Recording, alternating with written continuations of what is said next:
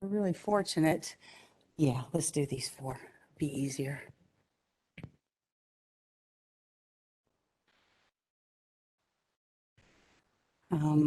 I really appreciate Gill taking time to be our opening keynote and share his set the stage for us, frankly, for what we're going to do here. But let me first, before we get into our panel and down our questions, so we know Gill, but Carla, let each one of you do just a quick introduction of yourself and just a few things on your company and why you're here today. Make sure that's on. Bobbi, and thank you for having me here. I'm Carla Shaffer. I work for WESCO Anixter, and I lead their wireless initiative for North America. Our organization, we are a global distributor, and at the end of the day, we are here to connect, power, and protect all of the critical infrastructure around the world. Hey, good morning. I'm John Stafford with CrescoNet. We're a new company built around this private LTE space. That is focused on unlocking use cases on private LTE for utilities. And as we go through the discussion, I'll explain a little bit more, but it's a combination of having endpoints that are multi-protocol that dance on the network and having domain expertise on the other side of the network to help utilities unlock use cases. Most of the IOUs that we speak to have got all kinds of applications that they want to unlock on the network, but getting those done and getting the problem solved is where we come in. Nice to be here. Thank you. Hey, good morning, everyone. I'm looking at our video feed, and I look like a small child next to you. Jeff Tufts, Cisco. Our mission with respect to the meeting and utilities is simply to connect and secure our critical national infrastructure. And so whether it's the radio side of LTE, the end user side of LTE, and so forth, and the security, which I think we'll be talking about today. You're fine, Gill. Yeah, and Jeff just likes holding two microphones. Wonderful. So we're going to take questions from the audience too. We do have a mic runner here, so we want this to be interactive like we did yesterday. So as you're thinking about questions, just raise your hand and stop us because your questions are quite frankly more important. So we'll get on with those for sure. So, John, let's start with you. You're in the middle of the stage and you're holding a microphone. And, we're hearing a lot of buzz. CrescoNet obviously is a new company, but we're hearing a lot of buzz about what you're doing from the AMI, this edge computing, Internet of Things. Share a little bit more about what you're doing on IoT, on private LTE, because we need to know more about you guys. I think so. Let's trade. Grab that one. Oh, check. Now it's on. Okay, there we go. You don't have to be around utilities very long to know that utilities don't really buy products, right? They buy operating savings, regulatory compliance, and safety. And so when somebody drops $50 million on spectrum, they really don't want to own this spectrum.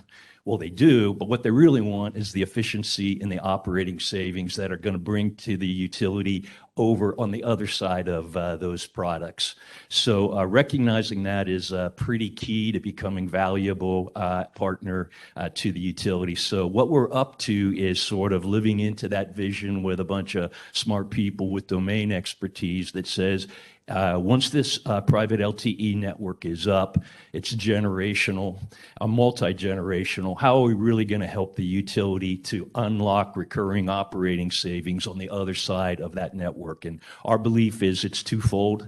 One is to have endpoints that are multi-protocol, that dance, that help the utility to reach into the grid, reach into PV and EV applications, and control that information over the network. And on the head end, all of this stuff has to get integrated, right? So there is a lot of work and a lot of domain expertise to back up this data and get it plugged into the existing legacy applications within the utility or even new applications within the utility. So that's what what we're up to, just trying to add value, bring domain expertise to the picture, and make sure that all of these use cases that everybody's envisioning can actually happen. And just one more point, and then I'll let you go to the next person, is what we're backing up to that is a rapid prototyping capability. Many utilities have use cases they think are valuable, but maybe don't have the business case yet. And instead of a long time with consultants and a long time with RFPs, wouldn't it be nice if we could just get 10 or 20 or 50 of these devices tacked up, get some rapid prototyping done and some rapid integration done? Then we can prove out that it actually works. We can have a business case, and then we can move on with the bigger expansion. So that's where we're trying to come in. Thank you. Thank you for helping us understand a really important, a new player and a new thought process for us. You know, Jeff from Cisco, you guys already have been in the industry, but when we're talking about rapid deployments, the devices, all of those things are still quite important, and we talk about supply chain and those sorts of things. But, you know, from the security of all of these devices, you know, we want to talk a bit about that. You have to always think about that with your supply chain and with your rapid deployment. So talk a little bit about the role that private LTE can play in securing the utility operations. Sure. I think, you know, one of the reasons we're all building private LTE is the mass deployment of digital assets. And so with that mass deployment of digital assets comes a larger digital surface area, which is a threat vector for us. And I think when we pause and reflect on the fact that the more things that are connected, subsequently the larger the threat surface, these things that are connected are important, which is why we're doing it. And if these things are breached or something happens or connectivity to these things are interrupted, the whole point of why we're doing this, whether it's voltage optimization or improving resilience and so forth, will be impacted.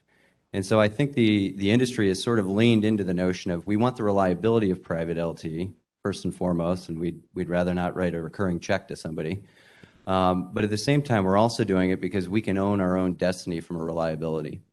And so when we appreciate that the cybersecurity aspect of this contributes to the reliability, I think that's an area that you know, we're sort of evolving towards. And we saw it years ago on private fiber networks in the transmission space. We wanted the reliability. We wanted to be able to own our own destiny. And so we're seeing the same thing in private LTE. In fact, you know, when we did the fiber projects over the past 15 years, we were talking about sites in the hundreds or maybe a couple thousand. We're now talking about sites in the tens of thousands, sometimes hundreds of thousands. And so really the challenge, so first recognizing that the cybersecurity aspect of this is a key pillar to the reliability of our infrastructure is an aspect. The other piece is how do we even do this? How do you secure tens of thousands of assets when a particular utility could start today with, let's say the enterprise might have 10,000, 15, 20,000 connected assets, laptops, these things. At the end of 10 years, they could have 250,000 assets connected. Figuring out how to secure that, I think, is an ongoing challenge. And so I think that's really, you know, understanding and appreciating the cybersecurity realization that it is a fundamental tenet of the reliability of what we're moving towards here with private LTE. Absolutely. Thank you. And, you know, Gill, you touched on this a little bit, but I want to let you get a little deeper into your notes also. But, you know, as we talk about supply chain and procurement and the security of these devices, we know that rolling out a private LTE for a utility can be technology intensive.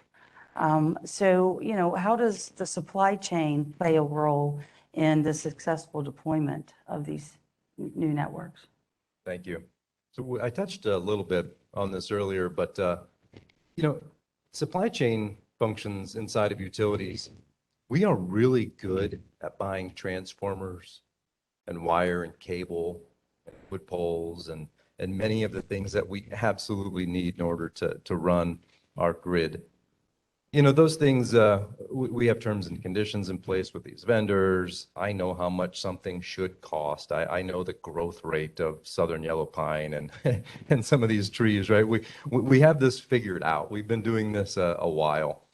But I don't always know how to buy private LTE network equipment. We're looking for the brightest minds out there to join Ameren and to really help us transform into an organization that is a buyer of technology, which we've not necessarily always been in the past. And it brings up a lot of different complexities. I can tell you, cybersecurity is not a provision in my wood poles contract. Maybe the safety of the coating they use or something like that is, but and so all of a sudden we've got all these new provisions that we have to really look at, and we're a utility, right? I mean, I just talked to you about the criticality of utilities and protecting our infrastructure and protecting our data, protecting our customers. And so, all of a sudden we're learning new things. We're entering into new contracts that we've never entered into before, and they're probably taking longer than John wants them to, but we're trying to do it really well for him, or whoever takes his role in 2 months. And so these are all new things for us. We're certainly trying to learn. We're trying to bring in the best minds, but most of the time you buy things from a utility perspective that you can essentially kind of, I mean, I'm oversimplifying, but you can fill up a warehouse, right? I can put as many distribution transformers as I want in a warehouse. How do I know when I have too many? When I can't fit anymore. How do you know when you don't have enough? Well, if you can still see the ceiling. But is that the right approach to delivering some of these things? No, absolutely not. I mean, I can take no risk on not having enough transformers and wiring cable, folks. I will absolutely carry more than I have to, because the next hurricane that hits, the next natural disaster that hits, lead times go through the roof, and by golly, you'll be really glad I had what I did. But when it comes to some of these items, this is a new world for us. So we have to not only learn from a cost competitiveness standpoint. Like I said, we're not a big player like some of these other folks out there. We're a regional mid-sized utility. We have to absolutely protect customer affordability, but we have to do so in a way that still allows our organization to grow and innovate and get into some of these new projects that we want to get into. And Ameren, I think you'll find, is currently trying to be a bit of a leader in that space. We're trying to be on the not the bleeding edge, but maybe the leading edge of some of that technology, which I once again couldn't be more proud of to be part of the organization. But that is absolutely a lot of pressure on us to be able to deliver the contracts, deliver these materials, and actually figure out, and then how do you manage the technology life cycle of a modem or a wireless device. There is no new technology for a steel pole. That 90-foot pole, it's the same one I used to buy 15 years ago. But in this space, like, how do you set up those contracts? And how do I incentivize you guys to continue to bring us the latest and greatest? And how do we design in a way that allows us to integrate it? And how do we set up those contracts and those relationships? And it's all new relationships for us too, right? Every single person in this room. Do we have a relationship with you to some extent? Yes, but will it be deeper and stronger over the years to come? It absolutely will be, and I'm looking forward to that. But yeah, certainly a lot of change for supply chain. Yeah, absolutely. And well, so Carla, this is a perfect segue to you, because you lead a team that is totally focused on providing strategic support, development, distribution of all of these wireless and wired assets. So talk to us a little bit about, deeper about your role, and what is the supply, how are some of the supply chain shortages affecting your life? Absolutely. So what's really exciting, I have to say, so I have a very similar background to Gill. I started at Sprint in 1998, and I spent 10 years in that cellular industry. Never could have imagined what the different technologies would lead us to. Never could have imagined what these devices can do. So to take that technology and now apply it to this industry, just like he said, is just an amazing and a fantastic endeavor. It's time. Right? It's time to take these amazing technologies that have been there for a few years and apply it to something that's so critically important to everybody out there. Having said that, so my team is, I lead a team of subject matter experts. So WESCO Anixter, we have thousands of people. We have hundreds of warehouses all over the country, as well as globally. My team in particular, we are wireless experts. If there's a radio and antenna associated to it, whether it's two-way radio LMR, whether it's cellular, whether it's Wi-Fi, wireless broadband, my team are the subject matter experts that are going to work with the channel, the end user, the consultants to really help identify that right solution. And that right solution is based on technical specifications along with, can we get it? When is the project going to need to happen? And can we get all the parts and pieces associated to it, from the antenna to the pole, to the mounting, to the lightning protection, to the patch cords, to the all the way down the line, right down to the radio and connecting it back into your network. And so today, it is crazy. So that's what we do on the technology side. As a distributor, it has never been harder, right, to be a supply chain solution provider.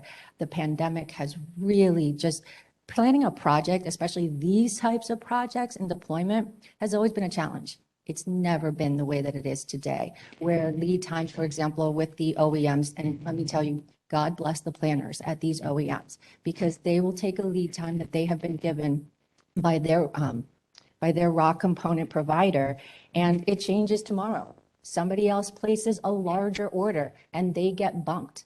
I mean, contracts get canceled on the whim. So you really have to have patience and perseverance and stick with them and communicate. So our team will communicate.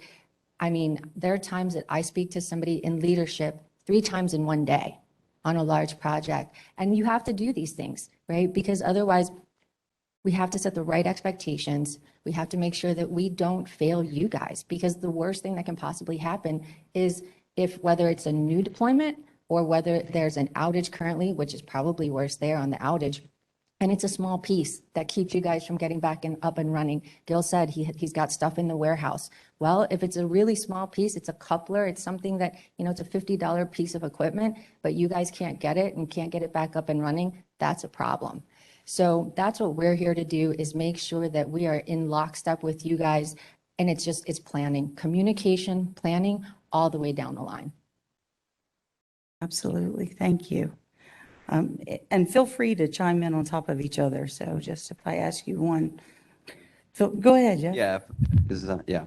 So just to give a perspective, as you mentioned, from a vendor, I think the vendor community would ask patience, right? So to give you a look behind the curtain, right? There's an absolutely bidding war going on for supplies, particularly when it comes to silicon.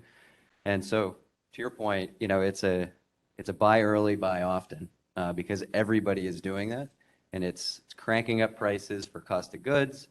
It's creating lead times, as you mentioned, that are just, I've never seen it before. And so I think we'd all ask for the best vision you can provide to the vendor community for the next year, and the patience that, to the extent that you can provide patience to anyone that's trying to get something with a silicon chip, that's definitely welcome.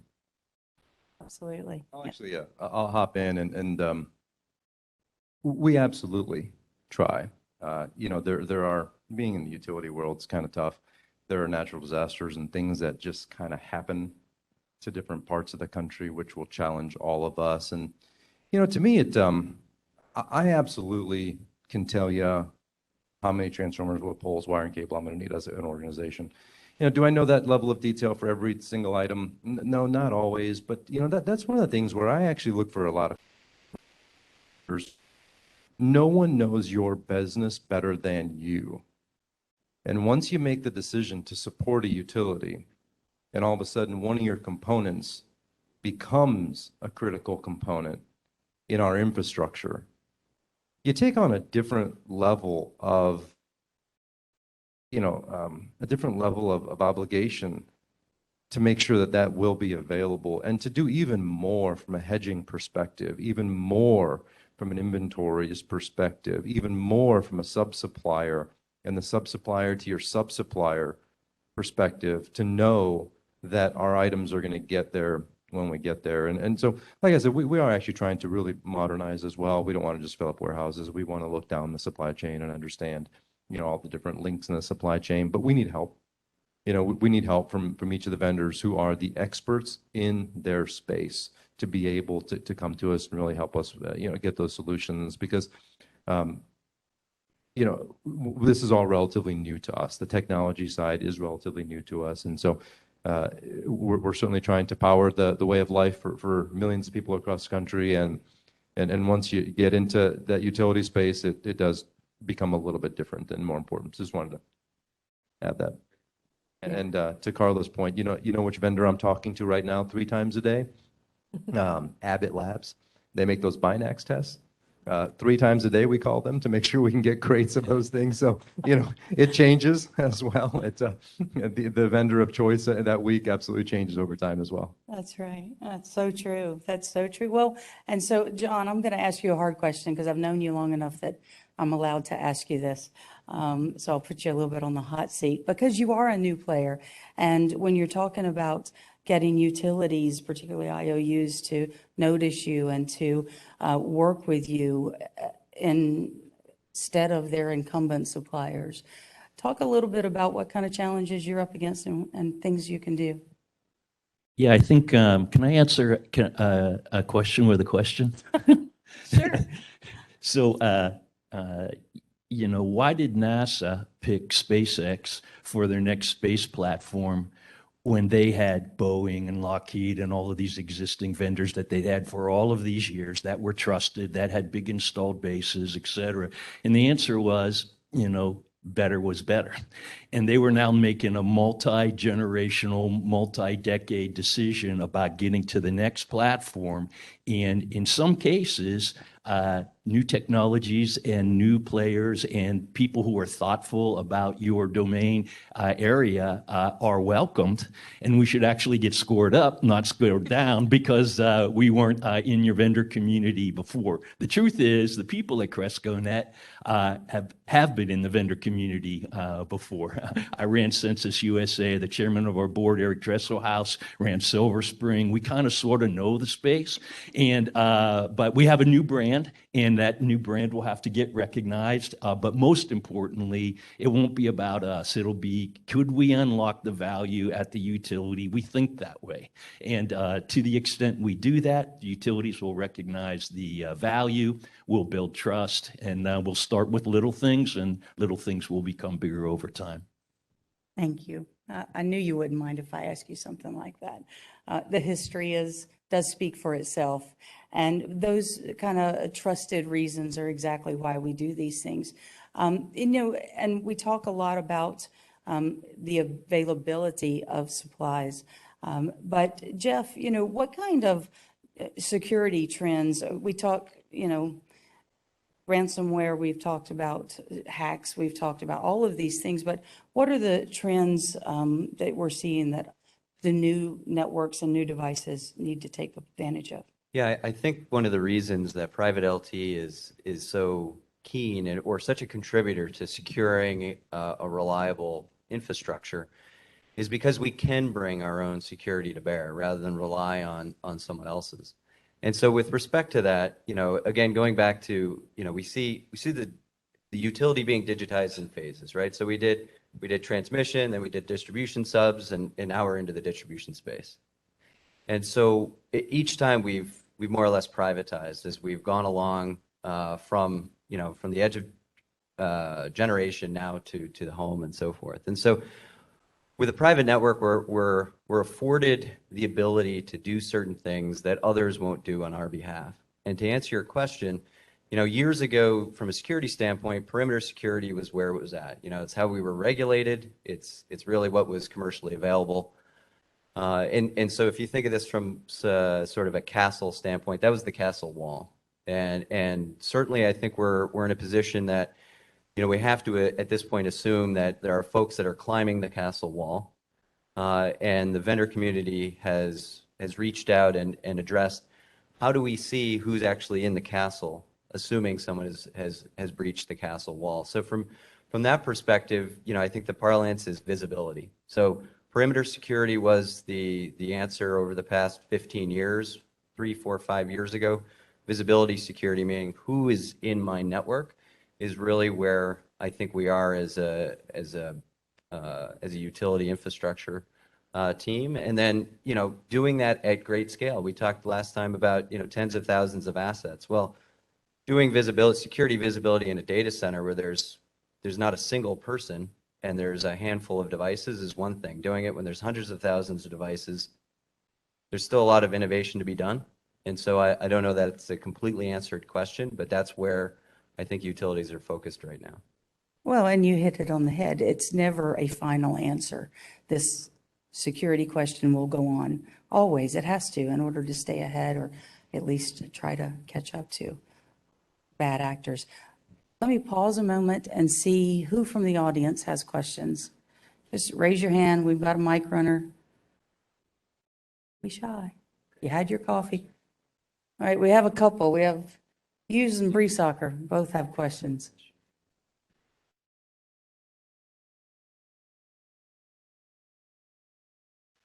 Thank you. There's probably more of a question for John, Jeff, and Carla, because Gill may be interested in how they respond. To Gill's point earlier, we buy poles, we buy conductor, right? Utilities kind of have that niche in the market and buying that product. When we're buying technology, we're competing with carriers. How does a utility that's smaller in purchasing power compete with some of them for the products and services that you guys offered? Any ideas on how we can try and get more priority and attention? I can certainly take that one. So let me take one step back and then approach your question. So one of the great things about LTE, and earlier, I know, like, I was talking to Jenny before, how this is a high school reunion. Like, a lot of us in this room went through the MPLS thing, right? And one of the reasons we did that as an industry is that's what the carriers were doing. And we wanted to hide behind sort of the behemoth spending of carriers for the longevity of the solution. Same is true here. That being said, to your point, they write very, very large checks. I can only speak within Cisco. So our priority right now, given the supply chain issue that Gill had pointed out, is critical infrastructure and life safety goes to the head of the line. Now, it doesn't mean you get everything you want, but if you want 100, you're not gonna get 100 probably. You might get 20 sooner than you would have gotten it otherwise. So there is a prioritization within the vendor community about critical national infrastructure and life safety, and everyone else is stuck in the end of the line, if you will. So there is a recognition, to Gill's point, when you come into this relationship, whether it's this or the DoD or other things of that nature, that there is a moral obligation to service folks ahead of some others. And that everyone thinks they're the most important, for sure, right? But I think there's a recognized moral obligation to do some things when it comes to the power goes out, almost nothing else works, right? So it's not a perfect answer, but it's what we're trying to head towards, right? Or where we are today. Any other comments to add, Carla? Sure. So that's an excellent, it's okay. That's an excellent question. So at my organization, we service those service providers a lot. And so very familiar with where the concern lies. And that's where it's really a partnership between our organizations. It's a partnership of open communication and planning. And then there's a lot, because I support a lot of the enterprise. My team supports a lot of the enterprise customers today. And so we're vying for a lot of that same equipment against the service providers. So it's something that we currently do today, and setting expectations, planning accordingly, making sure that you build enough time for your project build. But that is something that we would put into that partnership. Absolutely. So David, first of all, your check is in that white envelope rest in the question right behind you there, John. It's a really good answer, really good question, good answers and good question. From the sustainability of protecting our supply chain, I think you had a really good answer there. And, the other part of David's question was really around, how do we compete from a pricing perspective as well, I think, and that's a really interesting point too, David, because, we are different than some of the carriers and others. Our customers' rates are capped. They're capped by the Missouri and Illinois regulatory environments. The regulatory environments maybe don't recognize they haven't caught up yet to us wanting to innovate and modernize. And so we might be kind of in a regulatory framework where our return on equity is really more suited towards transformers and switchgear and conductor and poles, because that supply base kind of knows, hey, if I'm in this business, I'm going to make 8.8 to 11.2% profit margin. And I read every single one of your annual reports, so I know how much everybody makes. You know, and you know, ABB is kind of they're like, all right, I make 8.8, like that's my thing, right? And Apple's not happy making 8.8. They need to make 50. That's tough for us. It really is. So, you know, and to the extent that other technology companies are in a similar space, I mean, just know that, you know, when we come in and we try to do a good job in our contracting, we're doing it because our customers end up paying the bill. It's the customers that pay the bill. You know, it's not just industrial and commercial customers who have big checkbooks themselves. It's residential customers who also pay the bill. And actually, the residential rates are significantly higher than commercial industrial rates, so they actually bear a big brunt of the burden. And so we try to do the best we can to protect our customers and protect our communities as well. Thank you. John, you have a question? Of course, I have a question. So it's just a comment, you know, since you joined the team, I thought it was going to be disruptive to our projects, but it's really turned into an enabler. So your conversation here about your focus into the supply chain, I think benefits us in the long run. And being a part of UBBA creates a relationship to help define some of that. So I appreciate it. And Jeff, you lead the working group on cyber and technology. And I hope everybody gets to the level of involvement that you've done on that. You've done a great job, and I'm impressed every time you talk. And I don't want anything. You don't need to give me a check. So with that, my challenge here is, John, you made a comment about we need, you know, more agility in doing proof of concepts and testing. Well, that's what this group's about. Not just Plugfest. We have a use case and test bed. We're working with worldwide, so Ameren can set up one of those that we can share. Others are doing that. I challenge you to join the use case and test group, and help drive what it is that we need in that arena. Jeff, you made a comment about, you know, we did the MPLS and now we're doing field area. And you think about it, we're transforming our utility networks to follow industry standards, but we're also following our business, right? It's tightly close to that. And we have mesh networks, we have meter capabilities, but they're not robust. So my question to you, John, is in 5 years, what is the meter's role in our business in your mind? How is it going to transform as we move this network down? And that's not a supply chain issue necessarily. Yeah, thank you for that question. We think the meter is a multi-protocol router and not just a meter to cash solution going forward, right? A lot of the first generation AMI 1.0 networks that we put in place, right? They're going to be sunsetted between 2023 and 2030. 68 million electric meters in the U.S. are going to move over into the next generation. And our belief is that using that meter as a multi-protocol router, not just a meter, now gives the utility the option of using the AMI network as the endpoint edge computing to reach in, right? So in our network interface card, there's a Wi-SUN interface, a Wi-Fi interface, as well as private LTE to go to Anterix and public LTE to go to the. So it needs to have a lot of capabilities, right? And we didn't have that in generation one, but thanks to the fine work of people at Telit and people at Anterix, you know, there's a lot of collaboration going on that allows us to get that functionality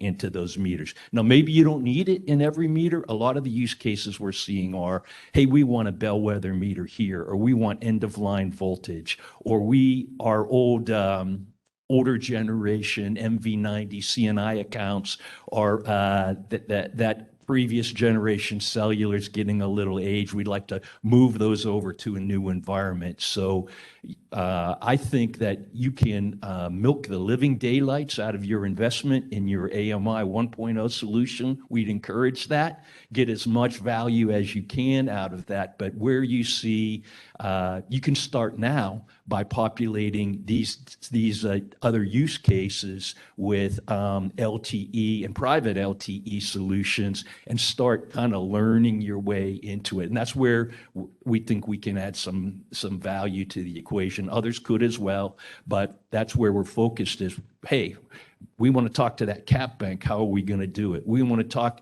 to control solar, rooftop solar across the network. Well, before you didn't have the bandwidth or the routing capability to do it. Now you could say, let's try 100.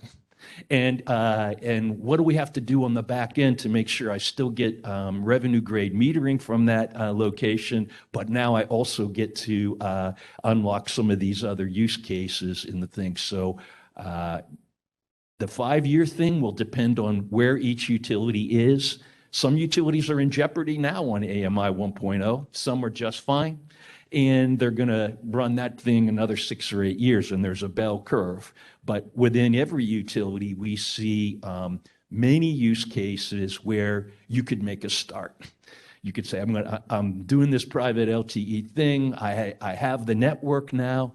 Let's start tacking up some of these and getting the business cases refined. Did that answer your question? Yeah, okay. Great, thank you. I know our time shifted a little bit. We needed to do some important things this morning, and we had all that Star Trek sound going on. So we are just right at our end time totally for this panel, and we want to get the next panel up here. But final comments, the one thing, 30 seconds you want to leave this group with. Carla, if you wouldn't mind kicking us off. Great. This is, I know I said it earlier, it is one of the most exciting times. Every 3 to 4 years, technology gets me super, super excited. It's never been more so than it is right now. And so we're just really appreciative of being a part of this. And like I said earlier, we want to be here to partner with you guys. So I've been sitting here thinking about Dave's question and Gil's question and, how do I take that back to my leader who also heads up service provider overall globally for our organization, because we're here to think outside the box, right, within the structure that you guys need and come up with solutions with you guys. So please, whatever you have, whatever you're thinking, even if it's something we've never done before, please ask, right? And that's our job. So thank you. Thank you. John? I would just say thanks to everyone that's part of the group, the collaboration that's taking place, this sort of thing that started with 2 utilities that's now 8, that'll soon be 20, is very cool. We're just, thankful to be part of it. Keep sharing your use cases. Keep bringing the things that's keeping you up at night to the table. And, there's lots of people in the consulting and vendor community here that would be more than pleased to help work on it with you. Great, thanks, Jeff. Yeah, I think I'm going to go back to what was said earlier, and congratulations on your retirement. It's been a pleasure. This really is partly your baby, and it's just, you're one of the greatest people I've worked with, and just enjoy your retirement. So Gill? It's a little hard to follow that. I was fortunate enough to be able to impart a lot of what I thought about supply chain and then things upon this crowd earlier. And I'll leave you with something that maybe you haven't thought about at all, which is a couple things around that are critically important today. Our CFO and our CEO go into investor meetings, and do they care about all the important stuff that we're doing here today? Absolutely. You know what else they ask about regularly? They want to know about things that are affecting the world and around environmental, social governance types issues as well. And quite often I get the question, Gill, how much money are we spending with vendors who are diverse, who are minorities, who are otherwise, economically challenged in some way? And the other question I get is, Gill, how are you helping from a supply chain perspective to make our procurement of that $3 billion more sustainable? Okay, so those are two things that don't necessarily always come up in conferences because the supply chain guy doesn't get to talk often. But when I do, I like to bring those up. And to the extent that each of you work, with vendors in your communities or vendors in our local community here, look for those opportunities to cultivate local, minority, diverse, women-owned, veteran-owned businesses, other businesses that really could use the help and help make it less scary for them, right? I mean, private LTE, solar, wind, all these things seem scary. They can be not scary if we help them to not be scary and to help people and coach and guide and mentor them and provide them some instruction on how to do business with utilities and how to do business through all of you, as well as and leave more of a lasting impact on our communities here. And from a sustainability perspective, it means so many different things to so many different people. So you have to figure out, what does sustainability mean to your organization? How do you measure your impact on the environment and start sharing that information with your utility partners? Because I don't want to, necessarily give you our formula for measuring environmental justice type things. We're moving to renewables. That might, you'll be doing something different. You might be using less water. You might be using less cobalt in your manufacturing or other types of things. But you got to make it real for yourself and share that with us. And so please think about things like the environmental and social governance aspects of doing business with the utility as well. Thank you. Excellent. Thank you. Help me thank this panel.